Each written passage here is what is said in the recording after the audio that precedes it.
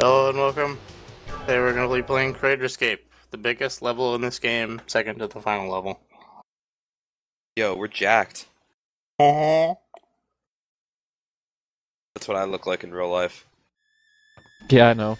Horribly misproportioned and disgusting. There's a hidden life behind that. So these guys, their head does kind of a little snaky thing, and then it falls off. And the falling off of their projectile is something that will hurt me a lot. If you Main Street.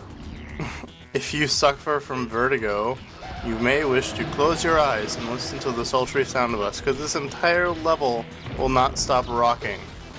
And you may incur some form of seasickness. You can't stop the rock EntranceJew. And the rocking of the level does actually affect our platforming abilities. Sometimes ledges will be just out of reach if the level isn't tilted to the right or the left.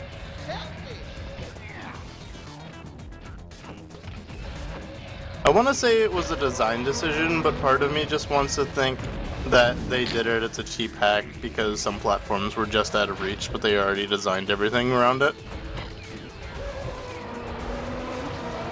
It's easier for me to accept that. And those guys were actually the little green men launchers for this level. They take 3 missiles as per usual, but we can also just dispatch them like a regular enemy. Unfortunately, they shit out little green men bidirectionally. Okay. Which is kind of confusing after you kill them. There's also that tiny little launcher guy. We'll see him in a second. We'll have more time to talk about him. So, it's weird to me that Gulag ended up being one of the most technically complex levels when this level is fucking huge. Like, massive. Well, sizes and everything. I could easily see 40 minutes of game time being spent on this level alone. And they forced me to get a grenade. I'm not gonna have any of that shit. I haven't been showing off a lot of the deaths that are possible in this game because it would really slow everything down. But I'll go through and make a death reel later and show you a lot of what is possible. I had to be careful to kill that guy and not throw him off the edge, because if I threw him off the edge, then his spawner wouldn't come back down for me to jump off of.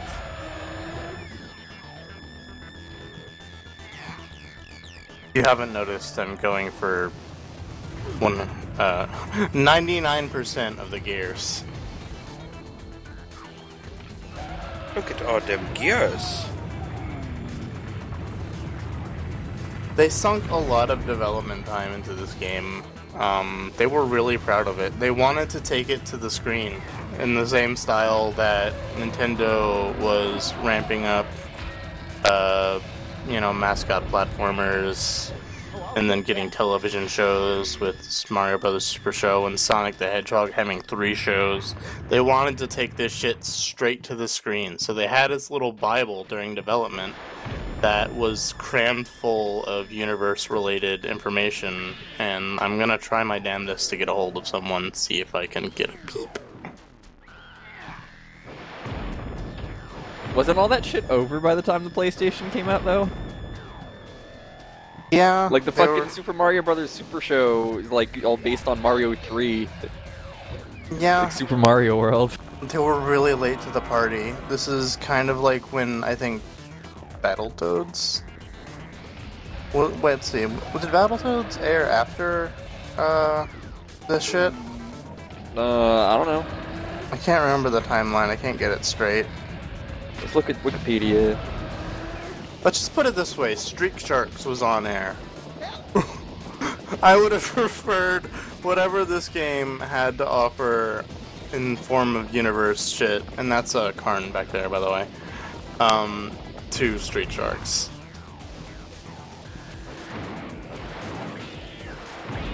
I think I skipped my chance to talk about the little walking eyes on legs, but basically if you get within range of them, they spray you with the green gas. Here's something interesting.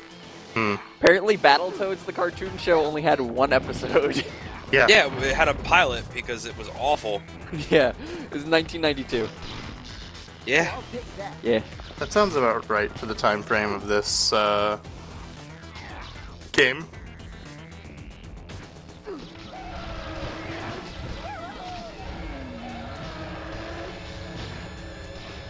Trying to get this fucker's ass up here. It's generally what I end up doing is just flinging them.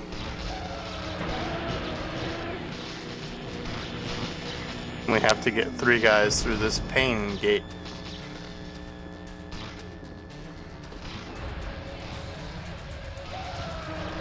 And again. So, the developers said that there was a cow hidden in this game. What? Why? Because they had Jim. involvement with Earthworm Jim. Oh. Now, there are a lot of interpretations that you could possibly take. Is it something that you can physically access? I haven't seen any information on that online, and I haven't been able to dig it up very easily either. There are a number of things that it could be. In the very first partner that we rescued, when we conked his head, he made a moo noise, and there is a sign, I'll point it out when it happens, that could also mean something. Here, So this game was originally targeted for the Sega Saturn as well. that makes a lot of sense.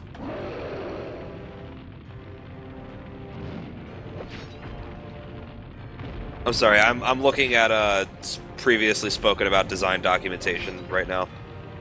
Did you find the Bible? Not the Bible, but basically like a 6 or 7 page write-up of the game's development. So here's one thing that we're only gonna encounter once. This is kind of the mid-boss to the entire game. And we're only like 4 levels in. This guy... How many levels are in this game? Is it 9? I bet it's 9. Like 16. Oh, that's weird. That's not divisible by 9. Basically, he shoots out 3 bombs, then he shoots out 3 more, and one of them's a dud. You gotta hold the dud above your head, or you have to stand next to it, based on which arm he's gonna hit.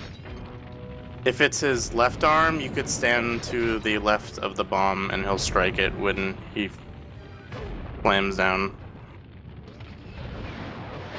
Like there.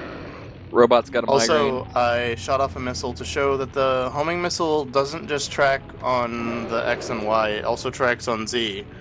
And it flew around his torso a bunch. There are some other times that I get to show this off on another level. Why does it do that in a 2.5D platformer, though? I don't know. I don't know why the missile anchor is set to his torso. Game doesn't make sense sometimes.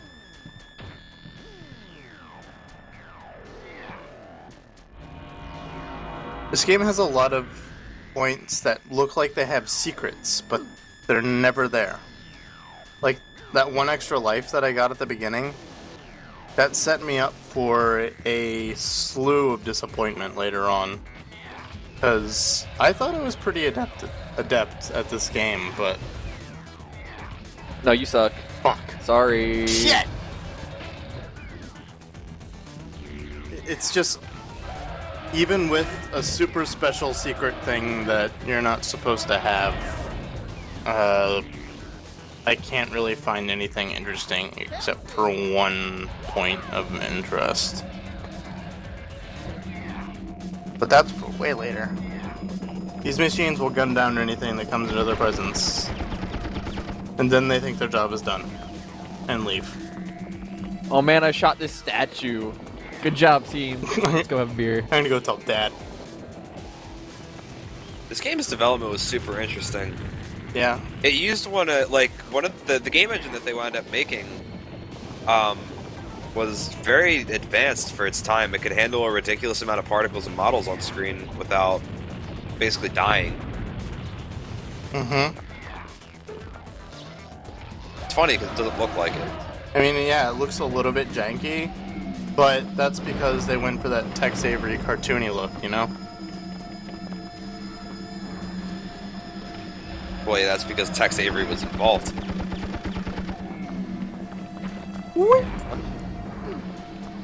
Also, I don't know what the fuck just happened there. It flashed, I think the ship model on top of me for a second. And now we're going to give Wex a mild concussion.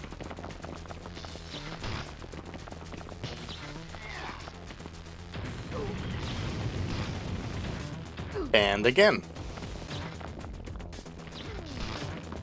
This happens almost every single fucking time I play this level. Yeah, this part of the level looks hard to play because you can't see. Yeah, the camera fucks you up a lot. Like right in the beginning, when we fought the propeller dude in the first level, he flies in diagonally from off camera, and the camera always tries to shift to the right when he flies in from the left. So if you're trying to get where you need to go fast, you're probably gonna get hurt. So here's some more information that actually is legitimately like crazy. This game had 2 development teams. Mm-hmm. Yeah. So, do you know the whole story? I basically, from what I've read, is that like partway through they just said, "Ah, shit," and they had to bring in a whole nother team of people. Wrong. So Interplay wanted the game out in '97. Mm-hmm. Game came out in '98. It was only like a year of development. Team quit, and the only people who were left were the lead designers, the 2 people, and they had to hire a whole new team, and then push development back a year. Well, that's basically what I said. It's all good. Yeah, they had to let everyone quit, and then they had to come back. Yeah.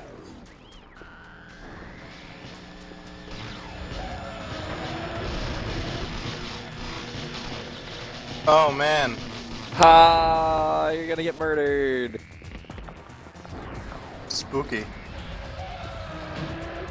Slender This game Bone. had so much promise. I loved it so much. I'm so upset to see what became of it. I want more of this. Like, I genuinely love the gameplay. I love the universe. I love the level design. I love everything about it. But it's shrouded with failure and misfortune, and they would never even try and touch it again because it's basically a bad egg to them. It's probably in Right's Hell now, too. Uh-huh. And even on Interplay or Shiny site, they list every game from the era except this one. They won't even acknowledge it.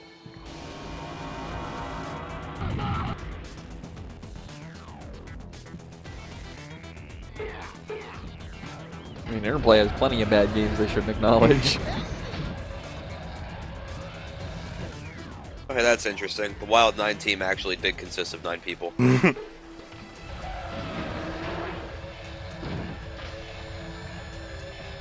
Oh, I just now remembered the little fucking squirrel thing's name. His name is Angus, but it starts with a B. B. A silent B. Bangus. The Banga Boys. Miss Jizzle and the Magic Bangus. No! Miko, why? Why not? I've tried to... I knew I should have stayed home today. I've tried to go through this game's data to find something to just take it apart, but it's very difficult. PlayStation is the era where there was no kind of regulated way of doing things, and since they basically wrote their own engine, I'd have to know what the things were. The best thing about they wrote their own engine is the first team wrote their own engine. Mm-hmm. And then the second team had to figure out how it worked, which is why the game came out so fucking, like, rough. Well, yeah, they probably never documented shit. It was because they had to spend the next year of development trying to complete and figure out how to make a game.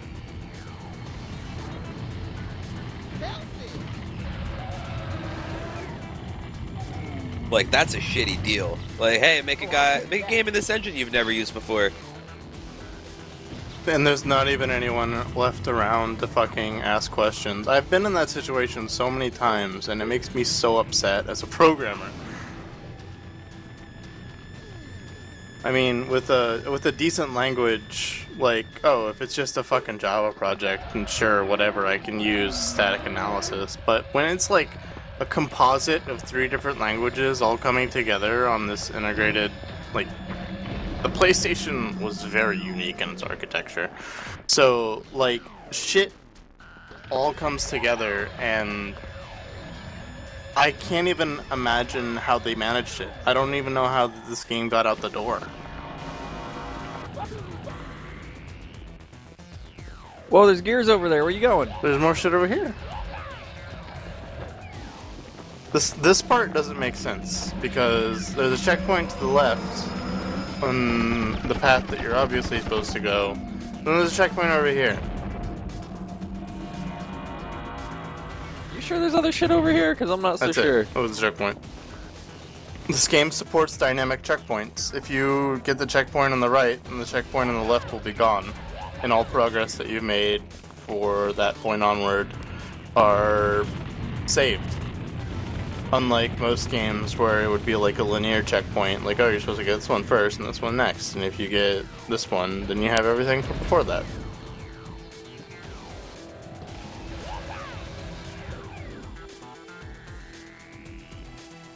I had to be It's Robo I had Man. to be sure to get those gears as I fell, otherwise, you know how last time his arm fell off and you had to ride it up? You'd have to do something similar to get back up.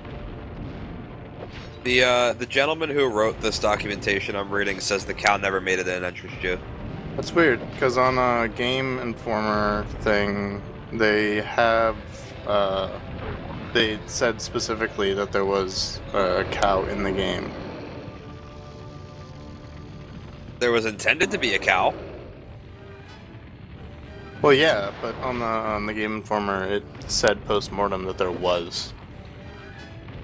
I don't know. You mean the Gama Sutra post-mortem? Yeah. The one that I'm reading. That's weird. He says, I hear from reliable sources that the cow did eventually make it in there somewhere. But that's all he says. See, and that's the enigmatic thing that makes me wonder, when will I know that I found the cow? Is it the mooing that It was supposed to be a 3D cow. 3D modeled cow. It would be an actual cow. Yeah, Volstag's head sort of resembled the cow's face, because he's supposed to be a deer. A really fucking ripped deer. But he's moose. He's a moose. That also.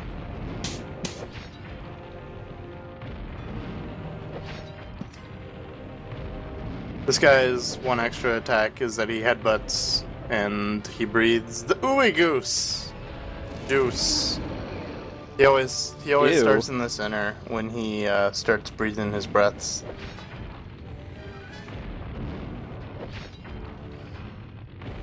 Hey, Ichu, go ahead and pause the game and press X, circle, R1, right triangle, X triangle. Are you trying to give me the super rig? Yeah.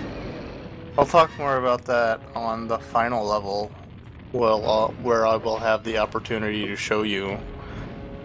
You can get, well, since Pins forced my hand, if you collect all the energy in a level, you have the chance to get the super rig, which is when your meter goes red and other special stuff happens that I'll talk about later. But, ordinarily it's not possible unless you milk a generator. The generators, when an enemy dies, they will produce 3 energy, and then if you kill the next the enemy produce, it'll produce 2 energy. And then it'll do that all the way down to 1, and then it just won't give you energy anymore. EntranceJew, you want to hear something funny? I gave you the 10 grenades code. 10 grenades. just wanted to see if you'd get mad at 10 grenades. But you were like, Ultra Beam, and I was like, I want to hear about this. What is it? It was like, yes, that is the code I gave you. Either way. Knowing you would explain it. It's weird that this part of our team, I forget his name, I forget everyone's name, I have it scanned, I'll talk about it later, but this guy basically inflicts what the gunchips did on enemies and makes them do the little dance. So wait, hold on. Alright, so you're rescuing your 8 teammates, Well, yes? the 7. Oh, there's Yeah, 7? Angus is in our... Okay, I wanted to make sure, because I know Angus has already been rescued, I wanted to make sure they weren't dumb and had the wrong name. No, he lives inside the rig, so... We're the Wild 10! According to the manual, it's impossible to get Angus out because... plot. Penis. He's surrounded by a plot sphere. Because then who will fill the role of Omo Chow?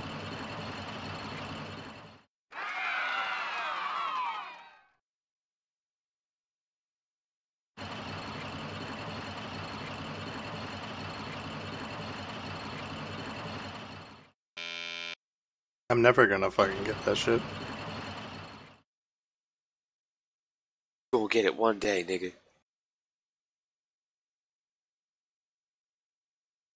Coming up next is one of the more fun levels, Outpost Anom. Oh boy! I'll see you guys next time on Max Payne 3. Bye bye! Ron Paul.